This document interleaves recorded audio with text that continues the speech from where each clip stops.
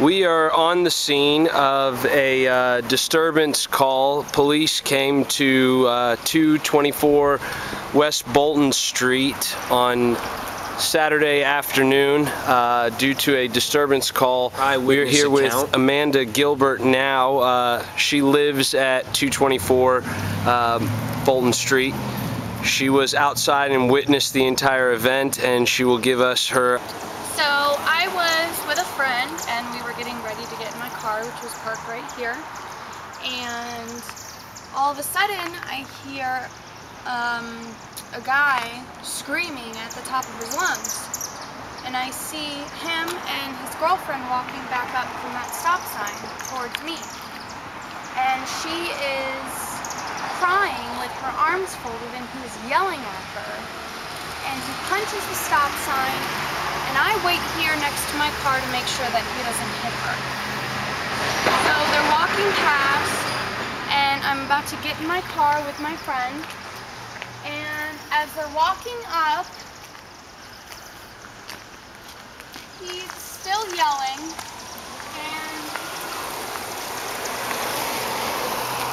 grabs this cart and pushes it over here. Keeps pushing it, and then starts shaking it and throws it over. And it has glass bottles and, you know, whatever in here. So I get out of my car and I start running towards him and telling him, hey, you have to pick that up. This is my sidewalk outside of my home. You can't leave that mess here. And as he starts yelling at me, saying, I'm not going to pick that shit up, I realize that he is extremely intoxicated, and he grabs a broken bottle that had fallen on the street, similar to this, and starts slicing his arm and his hand with it. And I'm yelling at him at this point, telling him to pick his stuff up, or pick this stuff up.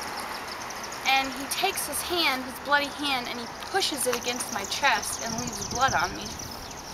And eventually I start talking to his girlfriend, asking her what's going on with him. You guys need to pick this stuff up. You can't just, you know, ruin people's property like this. And she starts talking to me, like saying, you know, calling me a bitch and saying she's going to beat me up.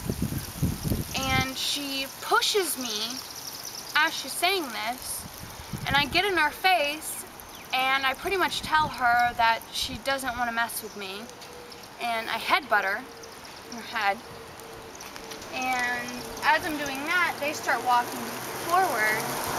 And my boyfriend jumps out and yells at him and tells him to pick this stuff up.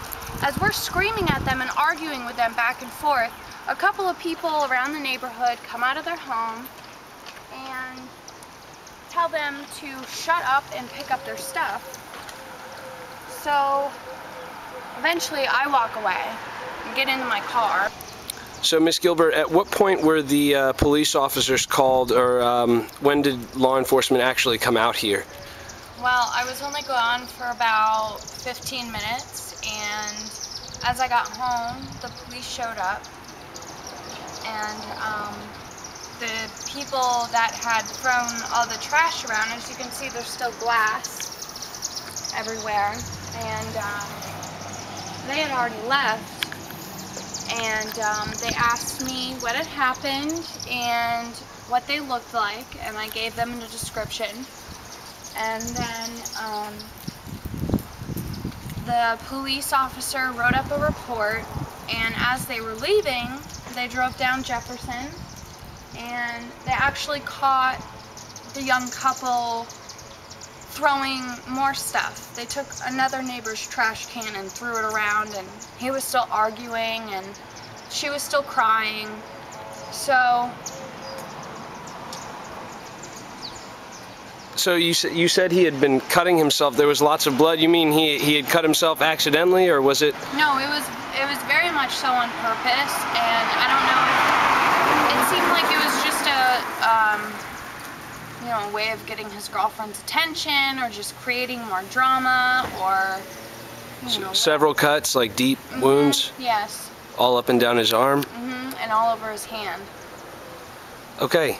Well, do you have any idea if the young couple live anywhere near or around you, or? I've never seen them, although I've only lived here a couple months. I've never seen them before, but if I ever do see them around my house, I will let them know that they're not allowed.